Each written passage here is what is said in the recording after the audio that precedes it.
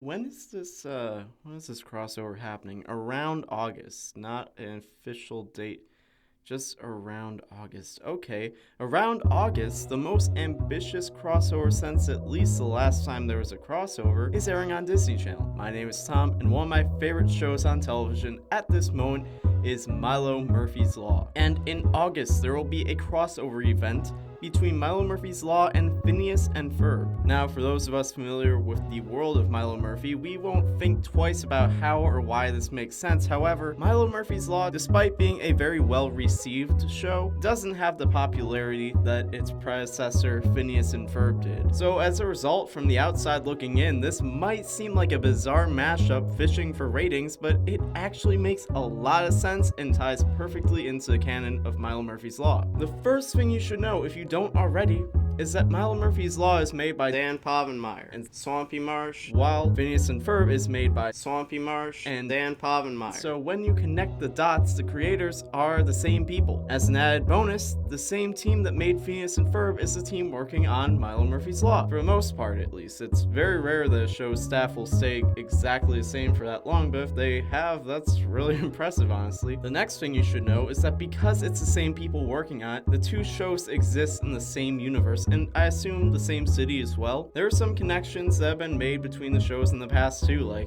in the first episode of Phineas and Ferb, they made a roller coaster that Doofenshmirtz accidentally used a giant magnet to pick up and drop somewhere else. Then in Milo Murphy's Law, it's established in a flashback that Melissa is afraid of roller coasters because on the first day of summer, like a year or two before, a giant roller coaster dropped into her backyard, with implications that the two events are connected. Low-key makes you wonder what the property damage and casualty numbers look like as a result of Phineas and Ferb. How'd their mom never turn on the news and realize a giant roller coaster dropped in the middle of a neighborhood is mysteriously similar to the one Candace claimed Phineas and Ferb built? I guess she just doesn't watch the news. Back to Milo though, how does this crossover work into the plot of the show like I mentioned? Well, in order to answer that, we need to look at the characters of Dakota and Cavendish, who are time-traveling secret agents. Their missions usually consist of It's like all the right sounds to just trip me up. Their missions usually consist of preserving pistachios for their boss, who loves pistachios, in a future where the plant went extinct. Over time, Milo's curse of Murphy's Law would end up sabotaging the missions of Dakota and Cavendish until Murphy's Law caused a pistachio plant to mutate into a pistachio man, which multiplied into a race of pistachio people who take over the world in the future. In order to stop this, Milo has to team up with Dakota and Cavendish to save the day. This is a whole arc in the show that comes back in the most recent episode, not counting holiday specials like the Halloween and Christmas special, because those aren't canon, I guess. In Fungus Among Us, it's revealed that a pistachio prince who was knocked into the time stream during their last encounter was sent back to the 1950s and started building his way up to taking over the world in the present by creating more pistachio people and putting them in rubber masks to pose as humans that they had imprisoned. So Dakota, Cavendish, Milo, and the guy who plays Dr. Zone, which is the Milo universe version of Doctor Who, have to figure out a way to fix everything, and they have no way of traveling back in time or forward in time because all the time travel devices in that time period have been destroyed. The only glimmer of hope is the man who invented time travel, known as Dr. Time, is alive in present day, and Milo thinks maybe if they find him,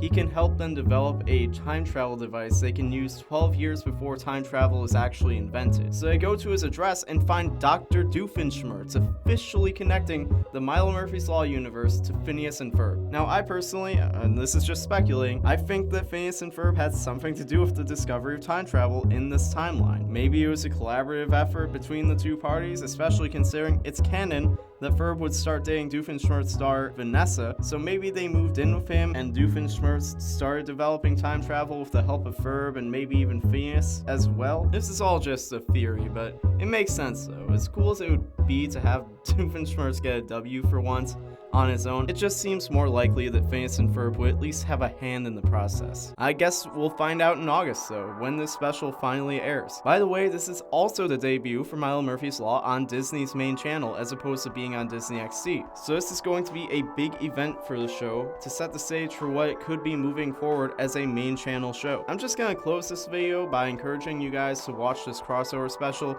and if you haven't watched Milo Murphy's Law, I highly recommend it. Make sure you tell us your thoughts down below, as well as like this video. Share it with your friends, subscribe if you haven't already, and click the bell to never miss a video. If you want to go above and beyond, you can pledge to us on Patreon and get your name at the end of our videos, or even get a shout out for your channel, blog, web series, anything you want to promote. My name has been Tom, and we'll see you next time.